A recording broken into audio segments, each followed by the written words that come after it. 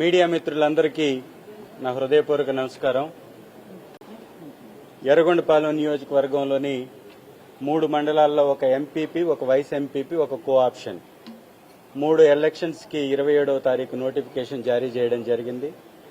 దానిలో గతంలో అనుకున్నటువంటి విధంగానే 18 మందికి 18 మంది సభ్యులు వైఎస్ఆర్ కాంగ్రెస్ పార్టీకి చెందినటువంటి వారే త్రిపురాంతకం మండలంలో ఎంపీటీసీలుగా ఉన్నారు. 2.5 సంవత్సరం ఒకరికి, 2.5 సంవత్సరం ఒకరికి అని అనుకున్నటువంటి ఒప్పందంలో భాగంగా 2.5 సంవత్సరం ఒకరు దిగిపోయారు. కోట్ల సుబ్బారెడ్డి అనేటటువంటి వారు దిగిపోయారు. వారి స్థానంలో అంజిరెడ్డి గారు అని సుబ్బమ్మ గారి హస్బెండ్ ఆళ్ల అంజిరెడ్డి గారు సీనియర్ నాయకుడు త్రిపురాంతకం మండలంలో వారిని ఎక్కించాలి. వారి కోసం దిగిపోయినటువంటి ఆ సీట్ని కుయుక్తులతోటి, ఒక తప్పుడు విధానంతో, కుట్రపూరితంగా అది దక్కించుకోవాలనేటటువంటి ఆలోచనతో ఆళ్ల అంజిరెడ్డి గారి మీద వారు హైదరాబాద్ వెళుతుంటే అడ్డగించేసి వారిని అరెస్టు చేసి, అక్రమంగా అరెస్టు చేసి, పోలీసు వారే ఒక తప్పుడు కేసుని బనాయించేసి వారే స్క్రిప్ట్ రాస్తారు. తెలుగుదేశం పార్టీ కూటమి నేతల హుకుం జారీ చేస్తే ఆ హుకుంకి అనుకరించేసి అక్కడ ఉన్నటువంటి డీఎస్పీ గారు కానీ, సిఐ గారు కానీ, ఎస్ఐ గారు కానీ వారే కేసును తయారు చేసేస్తారు. ఎస్సీ ఎస్టీ అట్రాసిటీ కేసు, దాంతోపాటు హత్యాయత్నం కేసు కూడా పెట్టేసేసి అక్రమంగా, అడ్డగోలుగా, నిస్సిగ్గుగా, నిర్భయంగా, ఎలాంటి ఒక్క నంబర్ కూడా లేనటువంటి ఆ స్థానాన్ని కొట్టివేయడానికి వైఎస్ఆర్ కాంగ్రెస్ పార్టీ సభ్యుల్ని ప్రలోభపెట్టి, నయానా భయానా అన్ని విధాల వారిని భయపెట్టి వారిని వశపరుచుకొని ఆ సీటు కొట్టేయాలని, అంజిరెడ్డి గారు గాని ఉంటే ఎట్టి పరిస్థితుల్లో గెలవలేరు కాబట్టి వారిని జైల్లో వేయించినటువంటి పరిస్థితి. ఇంత నిర్లజ్జగా ఈ ఎలక్షన్స్ జరపడం ఈ కూటమికి అవసరమా?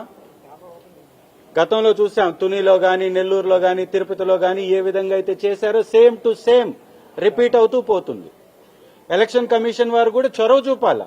ఎలక్షన్ కమిషన్ వారు దీనిలో సీరియస్నెస్ తీసుకోవాలా. ఒక ప్రభుత్వంలో ఉన్నటువంటి వ్యక్తులు ఈ రాజ్యాంగాన్ని దుర్వినియోగం చేస్తూ రాజ్యాంగానికి వ్యతిరేకంగా వారు అవలంబిస్తున్నటువంటి తప్పుడు విధానాలని వీరు చర్యలు తీసుకొని అడ్డుకోవాలి.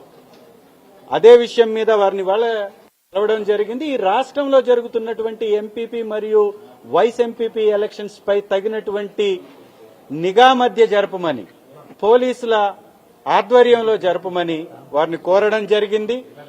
ఎర్రగొండపాలెంలో చేస్తున్నటువంటి ఈ అరాచకాన్ని ఆపమని వారిని కోరడం జరిగింది. నేను సూటిగా ప్రశ్నిస్తున్నా చంద్రబాబు నాయుడు గారిని, ఏ ఎంపీపీలు కూడా గెలవలేరా? మీరు ఎంపీటీసీలు కూడా గెలవలేరా? మీకు నిజంగా అంత బలం ఉంటే, ప్రజాబలం ఉంటే, ప్రజా ఆమోదం ఉంటే, మీది సుపరిపాలన అయితే, మీరు చేస్తున్నటువంటి పరిపాలన మీద మీకు నమ్మకం ఉంటే, మీరు నిజంగా రాజ్యాన్ని గౌరవించేటటువంటి వ్యక్తి అయితే ముఖ్యమంత్రి గారు రేపు వచ్చే 1 year తర్వాత ఎలక్షన్స్ లో గెలవచ్చుగా. మీరు గెలవలేరు, మీకు ధైర్యం లేదు, మీకు ప్రజా ఆమోదం లేదు, ప్రజా బలం లేదు. కాబట్టే అడ్డగోలుగా, అడ్డదారుల్లో ఈ ఎంపీపీల్ని దక్కించుకోవడానికి ఈ రకమైనటువంటి తప్పుడు విధానాన్ని ఎంచుకుంటున్నారు. ఇది మంచి పద్ధతి కాదు. ఇది చూస్తున్నటువంటి ప్రజలు కూడా దీన్ని గమనిస్తున్నారు. ఇంత నిర్భయంగా, ఇంత నిస్సిగ్గుగా రాజ్యాంగాన్ని దుర్వినియోగం చేస్తున్నటువంటి ముఖ్యమంత్రిని ప్రజలు గమనిస్తున్నారు. ఏ విధంగా మీకు ఇక్కడ గెలిచే అవకాశం ఉంది? ఏ విధంగా మీరు మా అంజిరెడ్డి గారిని, ఎంపీపీ అభ్యర్థి గారిని ఒక అక్రమమైనటువంటి కేసులో, ఎస్సీ ఎస్టీ కేసు, ఎస్సీలని కాపాడడం కోసం, ఎస్సీల మీద జరిగేటటువంటి దాడుల నుంచి వారిని రక్షించడం కోసం పెట్టినటువంటి ఈ కేసుల్ని ఇంత అక్రమంగా, ఇంత వన్ సైడ్గా ఓసీలైనటువంటి నాయకుల మీద ప్రయోగిస్తున్నటువంటి ముఖ్యమంత్రి గారిని తీవ్రంగా ప్రతి ఒక్కరు ఖండించాలి. వారి విధానాన్ని ఖండించాలి.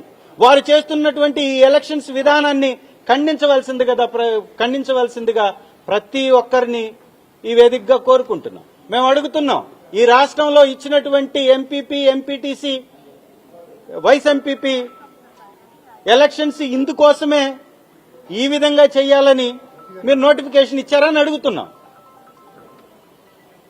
రాజ్యాంగబద్ధంగా నడిపేటటువంటి ధైర్యం మీకు లేదా అని అడుగుతున్నాం. ఇవాళ చాలా స్పష్టంగా అన్ని వివరాలు పొందుపరుస్తూ ఎలక్షన్ కమిషన్ వారికి వివరాలు అందించడం జరిగింది. త్రిపురాంతకం మండలంలో ఉన్నటువంటి ఎంపీపీ విషయంలో కానీ, పుల్లల చెరువులో ఉన్నటువంటి వైస్ ఎంపీపీ విషయంలో కానీ తగిన విధంగా సెక్యూరిటీ భద్రత మధ్య మా ఎంపీటీసీల మీద కూడా ఈ పోలీసులు వ్యవహరిస్తున్నటువంటి తీరు పట్ల, పోలీసుల్లో మరీ ముఖ్యంగా పోలీస్ స్టేషన్లో ఉన్నటువంటి ఎస్ఐలు, సిఐలు వీరికేం పని? ఎలక్షన్స్ లో వీరు ఎలా ఇన్వాల్వ్ అవుతారు? వీరి ఫోన్ల నుంచి వీరి బంధువులకు గాని, ఎంపీటీసీ సభ్యులకు గాని ఫోన్లు ఎందుకు చేస్తున్నారు? నేను వివరాలతో సహా మీకు ఇస్తాను. ఏ ఎస్ఐ ఎంపీటీసీకి ఫోన్ చేసి పిలిపించాడు? ఏ సిఐ ఎంపీటీసీని బెదిరించాడు? ఏ సిఐ ఎంపీటీసీకి కేసు కడతానని చెప్పేసి దుర్భాషలాడాడు? ఎవరిని పోలీస్ స్టేషన్ కి పిలిపించి బెదిరించారు? ఈ వివరాలను కూడా పొందుపరిచి ఇచ్చాం మేము. ఈ విధమైనటువంటి దుర్మార్గం చేస్తున్నటువంటి ఈ కూటమి ప్రభుత్వాన్ని ప్రజలు చీత్కరించుకుంటున్నారు. ఈ విషయం మీద ప్రజాస్వామ్యవాదులు కూడా పెద్ద ఎత్తున ఈ విధానాన్ని ప్రశ్నించాలి, వ్యతిరేకించాలి. మీడియా వ్యవస్థలు కూడా రాజ్యాంగాన్ని కాపాడాలి, వైఎస్ఆర్సీపీ నాయకులకి అండగా ఉండాలని మీ ద్వారా కోరుకుంటూ సెలవు తీసుకుంటున్నాను.